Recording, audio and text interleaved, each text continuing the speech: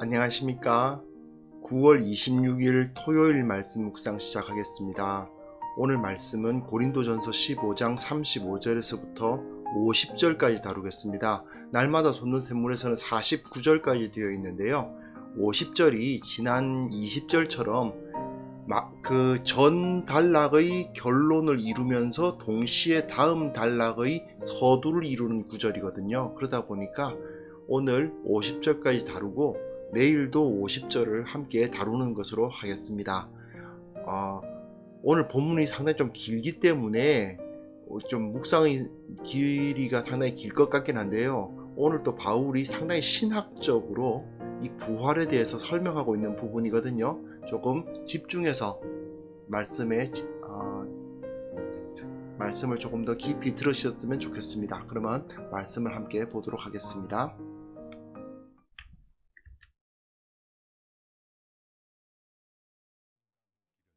죽은 자들이 어떻게 다시 살아나며 어떠한 몸으로 오느냐 하리니, 어리석은 자여, 내가 뿌리는 씨가 죽지 않으면 살아나지 못하겠고, 또 내가 뿌리는 것은 장래 형체를 뿌리는 것이 아니요 다만 밀이나 다른 것의 알맹이 뿐이로되, 하나님이 그 뜻대로 그에게 형체를 주시되 각 종자에게 그 형체를 주시느니라. 육체는 다 같은 육체가 아니니 하나는 사람의 육체요, 하나는 짐승의 육체요, 하나는 새의 육체요, 하나는 물고기의 육체라. 하늘에 속한 형체도 있고 땅에 속한 형체도 있으나 하늘에 속한 것의 영광이 따로 있고 땅에 속한 것의 영광이 따로 있으니, 해의 영광이 다르고 달의 영광이 다르며 별의 영광도 다른데 별과 별의 영광이 다르도다. 죽은 자의 부활도 그와 같으니 썩을 것으로 심고 썩지 아니할 것으로 다시 살아나며, 욕된 것으로 심고 영광스러운 것으로 다시 살아나며, 약한 것으로 심고 강한 것으로 다시 살아나며, 육의 몸으로 심고 신령한 몸으로 다시 살아나나니, 육의 몸이 있은즉 또 영의 몸도 있느니라. 기록된 바 첫사람 아담은 생명이 되었다 함과 같이 마지막 아담은 살려주는 영이 되었나니, 그러나 먼저는 신령한 사람이 아니요 육의 사람이요 그 다음에 신령한 사람이니라. 첫사람은 땅에서 났으니 흙에 속한 자이거니와 둘째 사람은 하늘에서 나셨느니라.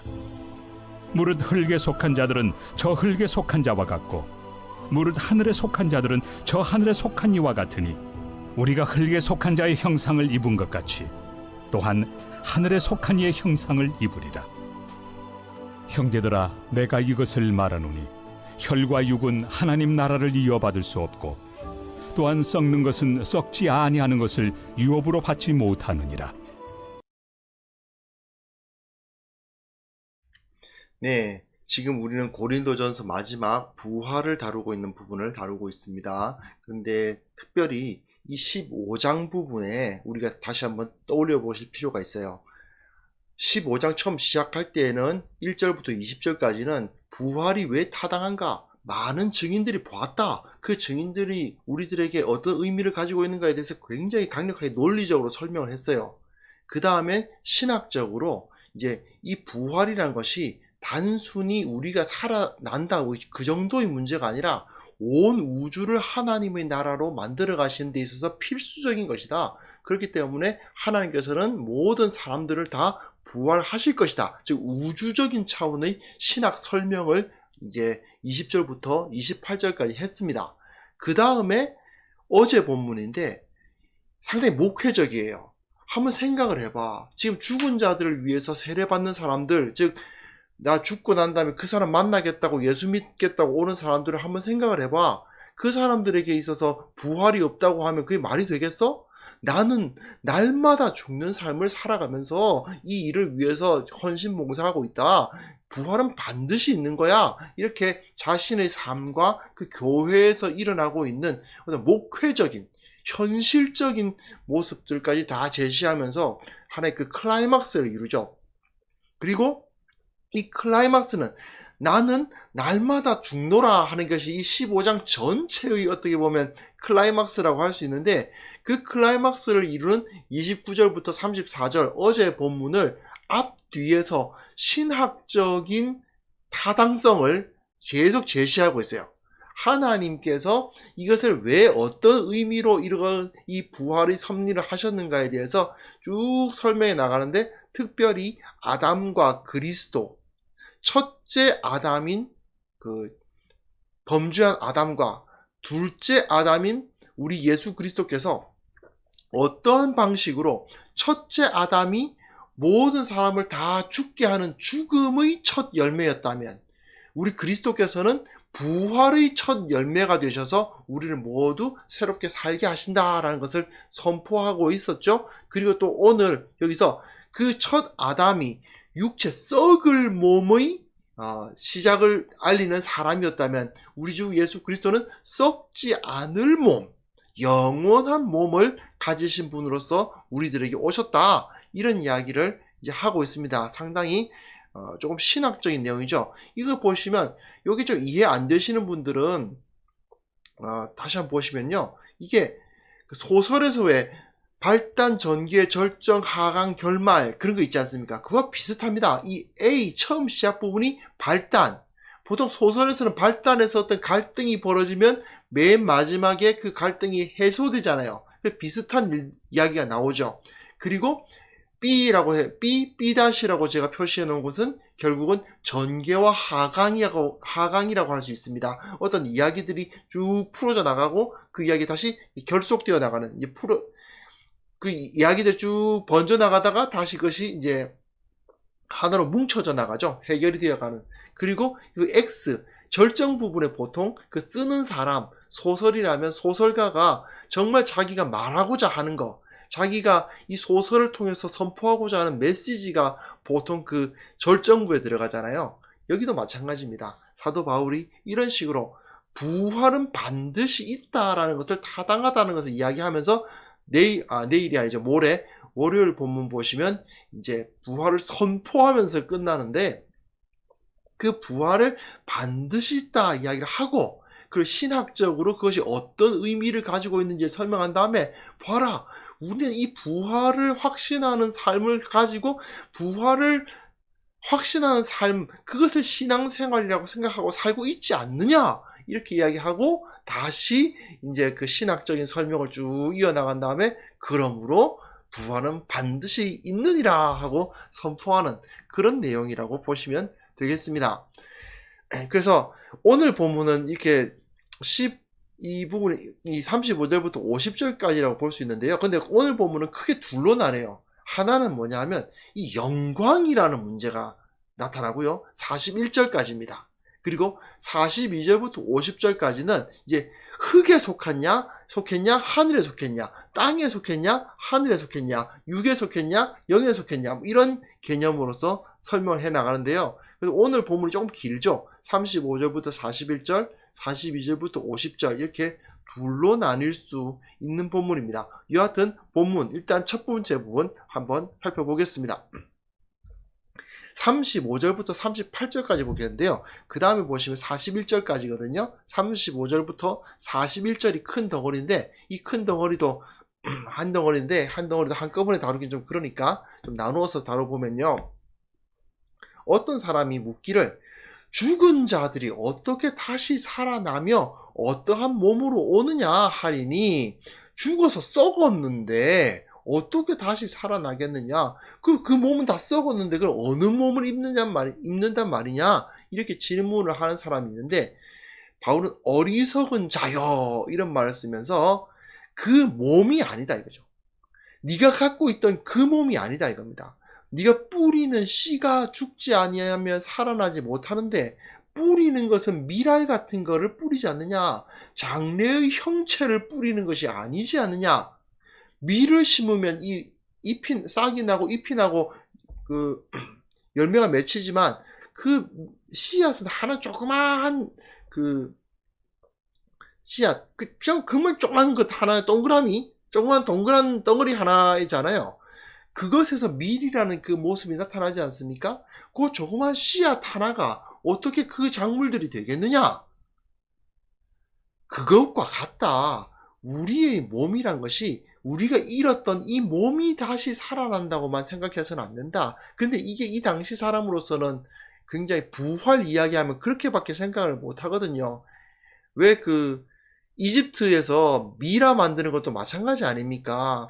영이 떠났다가 다시 살아나려면 자기 몸을 찾아야 될 거 아니냐. 근데 자기 몸이 다 불태워지거나 또는 썩어버리면 어떻게 다시 살아나겠느냐. 그러니 우리 왕이 저 영의 세계에 갔다가 다시 돌아와서 부활할 수도 있는데 이 몸을 버리면 안 된다. 근데 이 몸이 썩는다. 어떡하겠냐. 그러니까 이제 안 썩게 어떻게든 보존하는 거. 그게 바로 이집트식 부활관이었죠. 하지만 바울은 지금 그게 아니다 이겁니다. 우리 몸의 그 형체가 그대로 남아 있어야 할 필요가 없다 이런 이야기를 하면서 식물을 예로 들고 있는 거예요. 그 다음에 무슨 이야기를 하냐면 육체는 다 같은 육체가 아니다라는 이야기를 합니다. 이게 뭔 소리냐? 사람은 부활하도록 영혼을 가지고 부활하도록 되어 있는데 짐승이나 또는 새나 물고기나 이런 것은 부활할 것으로 여겨지지 않는 것들이죠. 즉, 이 땅에 있는 여러 동물들을 보면 다 비슷비슷합니다. 지금 현대인들의 눈으로 봤을 때는 사람의 몸이나 저 개, 돼지의 몸이나 뭐가 다르냐라고 말할 수 있을 것 같습니다. 똑같지 않느냐?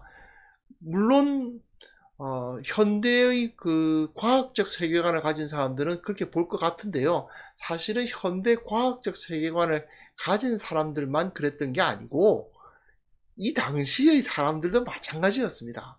자기네들도 역시 동물들을 죽여보고 동물들 해부해보지 않겠습니까? 그래서 사람이 이제 전쟁을 많이 하니까 죽은 사람들도 많고 시신들도 많죠. 그런 걸 보면 사람이나 동물이나 그 뼈 있고 근육 있고 피부 있고 털 나고 똑같네 이렇게 생각할 만하단 말입니다. 그런데 바울은 그렇지 않다고 이야기하는 거예요. 육체라고 다 같은 육체인 줄 아느냐? 그렇지 않다. 사람의 육체와 저 동물의 육체는 다르다. 사람은 그 가운데서 특별한 영광을 가지고 있다라고 이야기합니다. 그럼 여기 표현하는 게 40절에 보시면 하늘에 속한 형체도 있고 하늘에 속한 형체, 땅에 속한 형체도 있다는 것입니다. 사람에게는 지금 우리가 눈에 보이고 만질 수 있는 것은 다 땅에 속한 형체이지만 우리에게는 하늘에 속한 형체가 따로 있어서 하늘에 속한 것의 영광이 따로 있고 땅에 속한 것의 영광이 따로 있다라는 이야기를 쓰고 있습니다. 그러면서 41절에 좀 묘한 표현을 쓰는데 해의 영광과 달의 영광과 별의 영광을 이야기해요. 왜 갑자기 해, 달, 별 이야기를 할까? 이 부분은 조금 어려운 부분이긴 합니다. 하지만 많은 분들이 해석하시기를 해를 생각해봐라. 아침에 동쪽에서 태어났다가 서쪽으로 죽는다. 이렇게 보는 거죠. 태어났다가 죽고 달도 마찬가지 아닙니까? 쓰러졌다가 늘어나고 쓰러졌다 늘어나고 별도 이제 계절에 따라서 어떨 때는 없어졌다가 또 어떨 때는 나타나죠. 여름에는 없어졌다가 겨울에는 나타나고 이런 모습들을 보입니다. 그것을 사도 바울은 의도적으로 죽음과 부활에 대해서 설명하기 위해서 제시한 것으로 생각이 됩니다. 저 해의 영광과 달의 영광과 별의 영광이 다르다. 해는 매일 죽고 태어나기를 거듭하고 달은 매달 태어났다가 점점 쇠하다가 다시 죽고 다시 태어나고 별은 1년을 단위로 사라졌다 나타났다를 한다. 이렇게 그 영광이 다 다르다. 그러므로 사람에게 있어서도 마찬가지다. 사람과 동물의 영광은 다르다. 사람의 몸이 저 동물들과 똑같아 보여도 사람은 하나님 앞에서 영광을 얻었기 때문에 부활할 수 있는 하늘에 속한 몸이 포함되어 있다라고 이야기를 하고 있는 거죠. 그리고 이제 그렇게 설명하고 난 다음에 이제 42절부터 이야기를 해요. 뭐냐면 썩을 것과 썩지 아니할 것.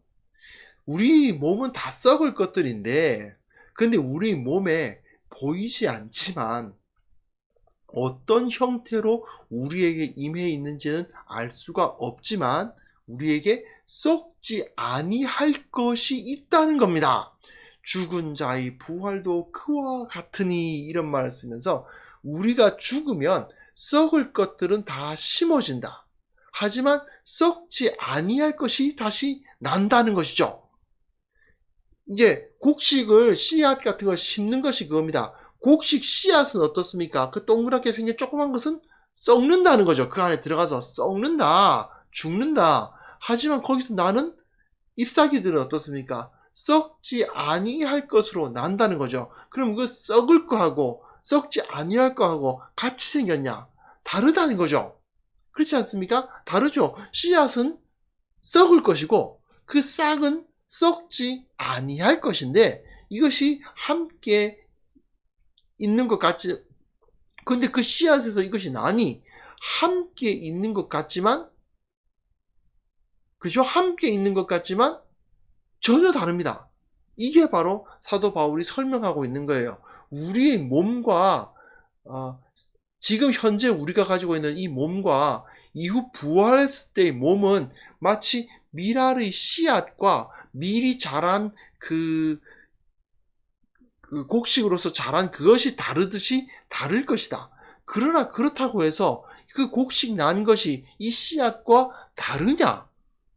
그 씨앗에서 나왔잖아요. 그죠? 그러니까 다르면서도 다르지 않은 그러한 삶을 이야기를 하는 겁니다. 그러면서 이야기하는 것이 욕된 것으로 심고 영광스러운 것으로 다시 살아나고, 약한 것으로 심고 강한 것으로 다시 살아나고, 육의 몸으로 심고 신령한 몸으로 다시 살아난다. 그러므로 육의 몸이 있은즉, 이 썩을 몸이 있을즉 또 영의 몸도 있느니라. 그 밀알의 씨앗 안에 도대체 어떻게 이것이 그 싹이 나고 자라고 줄기가 나는지 우리는 알 수 없지만 그걸 영의 몸이라고 비유적으로 표현한 거예요. 그 갈라보면 그냥 하얀 덩어리일 뿐인데 그 안에서 파란색 싹이 나고 그리고 그것이 줄기가 나고 자라지 않느냐. 그와 마찬가지로 우리의 몸에서도 눈에 보이지 않고 뭐가 어떻게 되는지 잘 알 수 없지만 우리의 몸에도 영의 몸이 있다라고 말하는 겁니다. 영의 몸이라는 말은 상당히 조금 모순된 표현처럼 보이지만 육의 몸이 있고 영의 몸이 있어서 썩을 몸이 있고 썩지 않을 몸이 있다라고 표현하는 겁니다. 이게 사도 바울이 말하는 상당히 중요한 그 부활론이에요. 이게 보시면요, 이것을 이제 딱 설명하는 게 아담과 이제 대비하는 겁니다. 아담이 하나님께서 그 코에 생기를 불어넣으시니 그 사람이 생령이 되었다라고 되어 있는데, 그 생령이 되었다는 것을 70인경의 헬라어로 뭐라고 번역했냐면 푸시켄 조어산이라고 해놨어요. 푸시케 조어서 이렇게 되어 있어요. 무슨 소리냐? 살아있는 혼이다. 푸시케라는 말이 푸시케라는 말이 이제 소울, 영어로는 소울입니다. 그러니까 몸과 혼과 영으로 보통 사람들이 구분을 하는데, 여기서 푸시케 하면 혼 또는 우리의 사상, 생각, 그런 걸로 이제 많이들 해석을 하거든요. 그래서 우리의 몸이 썩을 푸시케, 이거는 이제 영원하잖아요. 생명이라는 것은 영원하지 않은 생명이다. 살아있는 생명이다. 이렇게 표현하고 있고요. 그런데 마지막 아담, 즉 그리스도는 뭐가 되셨냐면 살려주는 영이다 라고 되어 있습니다. 여기서 영은 다릅니다. 푸뉴마입니다. 앞에서 생령이라고 할 때 그 영은 푸시케고요. 이 좀 어려워요. 이 부분이 헬라어 부분이라서 좀 어렵긴 한데, 앞에서 살아있는 영이다 할 때, 생령이다 할 때 그 아담, 첫 아담은 푸시케고 마지막 아담, 즉 예수님은 푸뉴마입니다. 영. 이런 거. 근데 푸뉴마 조포이논 돼 있어서 뭐냐면 다른 사람을 살려주는 영, 다른 이들에게 생명을 주는 영. 아담은 살아있는 living soul이라면, 영어로 표현하면 조금 이해가 좀 쉬운데요. 살아있는 혼, living soul이라면, 이제 예수님은 생명을 주는 영, life giving spirit이다 이거예요. soul과 spirit의 차이가 납니다. 그래서 조금 이게 도대체 무슨 소리냐 싶은 생각이 들 수도 있지만, 이 당시 사람들은 영원히 죽지 않는 영이란 것이 있고, 그리고 생명이 끊어지면 사라져버리는 혼이란 게 있다고 본 거예요. 그래서 이 아담은 혼이지만 예수님은 영이다, 이런 표현을 쓰고 있습니다. 그러나 먼저는 신령한 사람이 아니요 육의 사람이요 그 다음에 신령한 사람이라 되어 있는데, 이게 무슨 소리냐? 즉 아담은 신령한 사람이 아니라 육의 사람이었다. 그리고 예수님이 신령한 사람이었다는 거죠. 그래서 첫사람 아담은 땅에서 나서 흙에 속한 자다. 흙으로 만들어진 자다. 그러나 둘째 사람 예수님은 하늘에서 나셔서 하늘에 속하신 분이시다, 그 이야기입니다. 요 아담과, 조금 어렵지만 이 첫사람 아담과 둘째 아담 예수 그리스도를 대비를 시켜 놓고 있어요. 그래서 우리에게는 어떤 존재가 됐다? 앞에서, 그러니까 그저께 본문에서 아담이 모든 사람의 그 죽음의 첫 열매가 되고, 그리스도께서는 부활의 첫 열매가 되시지 않았습니까? 근데 우리에게 둘 다 지금 영향을 미치고 있다, 그 말이에요. 그래서 죽음의 영향력이 그대로 우리에게 임해 있고, 또한 부활의 영향력이 그대로 임해 있다, 그 이야기를 한 다음에 48절을 보시면, 흙에 속한 자들은 저 흙에 속한 자와 같고 하늘에 속한 자들은 하늘에 속한 이와 같으니, 무슨 소리야? 우리는 흙에 속한 자, 이 인간의 형상을 입었는데 예수님을 믿으니까 어떤 일이 벌어집니까? 하늘에 속한 이의 형상을 입었어요. 믿음이 없는 사람들은 흙에 속해가지고 저 썩을 자의 모습을 그대로 갖고 있지만, 우리는 하늘에 속했기 때문에 하늘에 속한 이와 같아집니다. 그러므로 우리는 흙에 속한 자의 형상을 입고는 있으나, 지금 이 몸이 죽고 나면 썩을 것이지만, 그러나 하늘에 속한 이의 형상을 입을 거니까 우리는 영원한 생명을 얻게 될 것이다 하는 거죠. 그래서 이게 무슨 얘기냐? 나의 나된 것은 그대로 유지가 될 것이다. 내가 다른 어떤 존재가 될 것은 아니다. 그러나 내가 부활한 이후의 나는 나의 정체성을 그대로 유지하고 있음에도 불구하고 땅에 속한 존재가 아니라 하늘에 속한 존재로서의 영광을 그대로 유지할 수 있게 될 것이다, 그런 이야기를 하고 있습니다. 그래서 이 42절 한번 보세요. 42절 제가 밑에 이제 해놨습니다. 죽은 자의 부활도 그와 같으니 썩을 것으로 심고 썩지 아니할 것으로 다시 살아나리라고 이야기를 하면서 이 두 번째 이야기를 시작했는데, 50절의 마지막에 이렇게 말하고 있죠. 썩는 것은 썩지 아니하는 것을 유업으로 받지 못한다라는 표현을 쓰면서 썩을 것과 썩지 아니할 것을 구분하고 있어요. 우리 몸에는 썩을 것이 있고 썩지 않을 것이 있다는 거예요.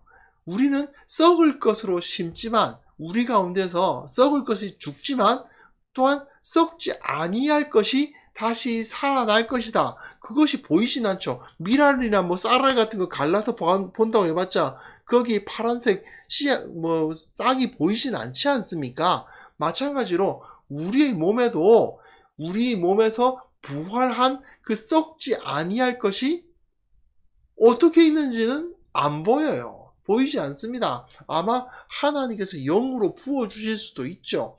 중요한 건 그게 아니다는 겁니다.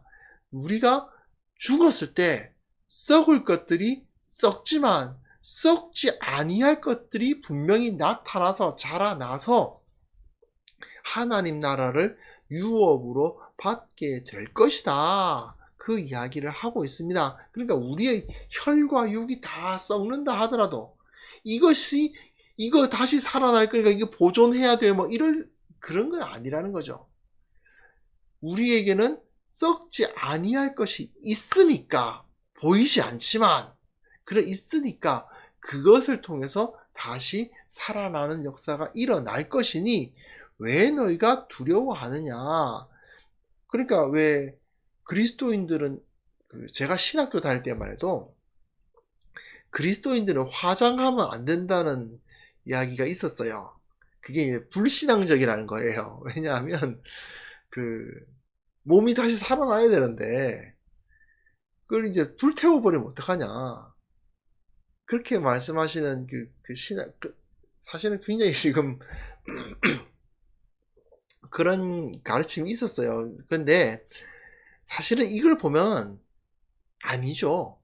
불에 태운다 하더라도 썩지 아니할 것이 사라지지 않습니다.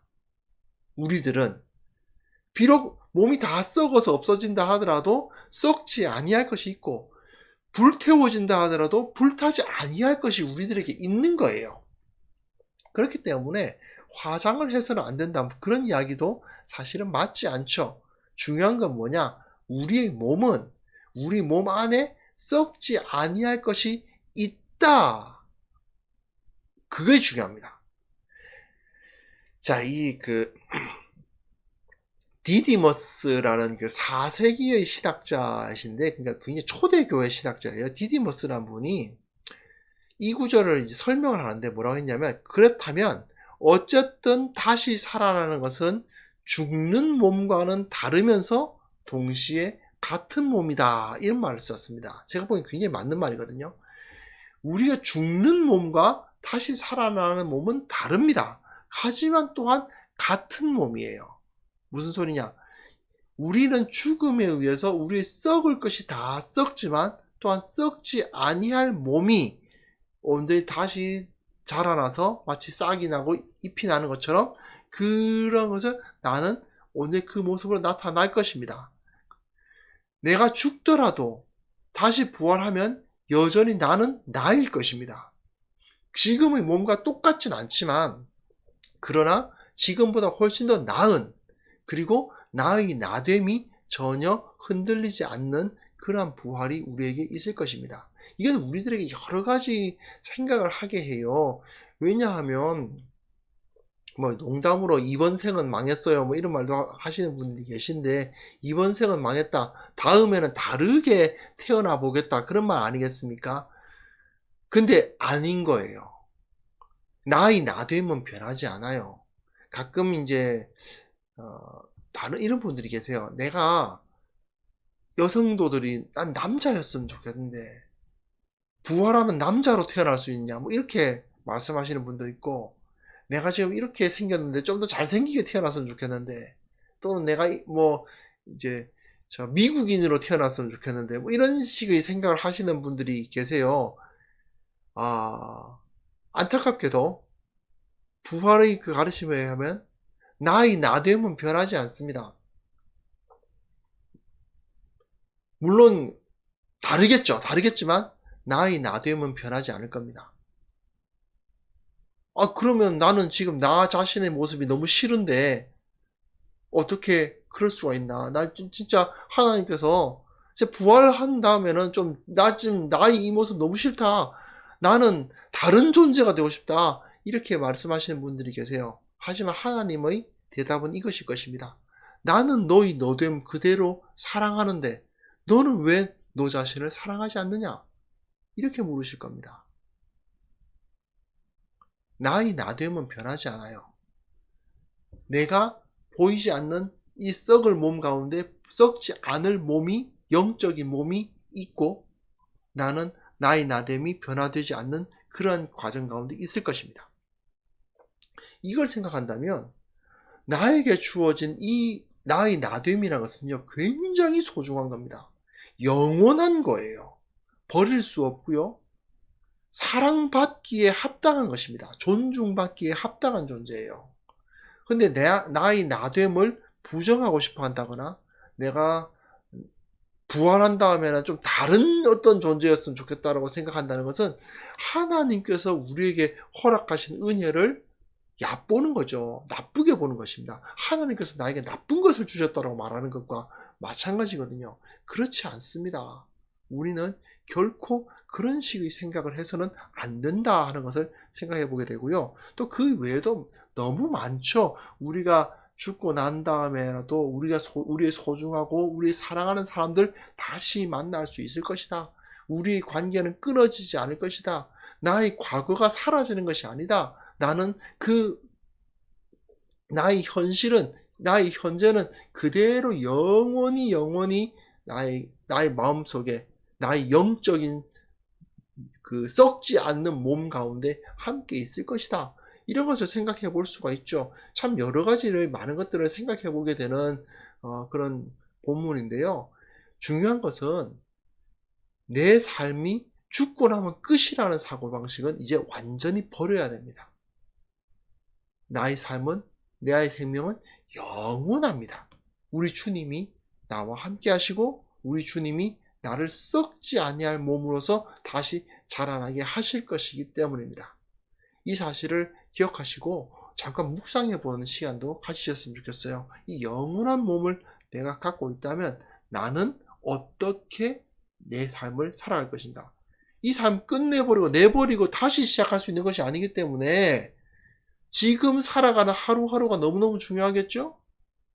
나의 나됨은 정말 소중한 것이겠죠? 또 주위의 사람들과의 관계 너무나도 소중한 것들입니다. 그런 것들을 다 좀 생각해 보시고 그 부활에 대해서 진지하게 생각해 보는 우리 모두가 되었으면 좋겠습니다. 이 시간 잠깐 기도하는 시간 가졌으면 좋겠습니다.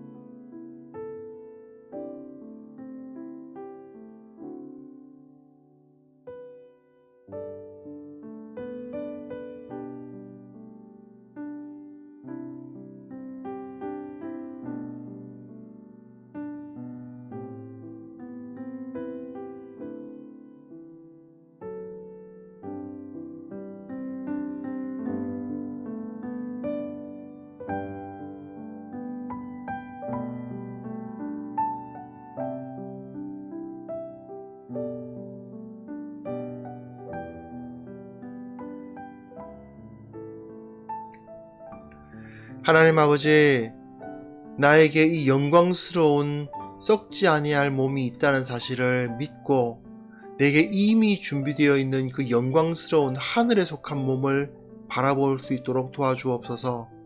이 세상의 위협을 두려워하지 않도록 도와주시고 나의 나됨을 사랑할 수 있도록 도와주시며 나의 현재를 기뻐하며 지금 이 시간 주님 앞에서 온전하게 살아갈 수 있는 우리 모두가 되게 하여 주옵소서. 특별히 우리 마음속에 부활의 복음에 대한 의심이 있다면 그 의심하는 마음들 완전히 걷어내어 주시기를 원합니다. 복음이 가진 능력을 확신하게 하여 주옵소서. 나는 반드시 다시 살아나리라. 나의 이 생명이 끝나는 것이 아니고 죽더라도 다시 일어날 날이 오리라는 것을 기대하며 두려워하지 않는 우리 모두가 되게 하여 주옵소서. 세상 모든 사람들이 이 예수 그리스도로 말미암아 주어지는 하늘에 속한 썩지 아니할 몸을 입는 그런 역사가 일어나기를 원합니다. 그들에게 우리가 구원을 전할 수 있기를 원합니다.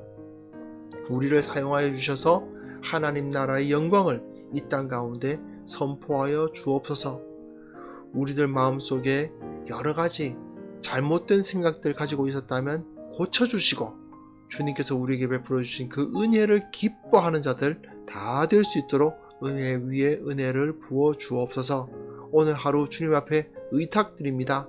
또한 내일 거룩한 주일 참으로 주님 앞에 온전한 마음으로 예배드리기를 원하오니 주님께서 우리의 예배를 받아주시기를 또한 원하나이다.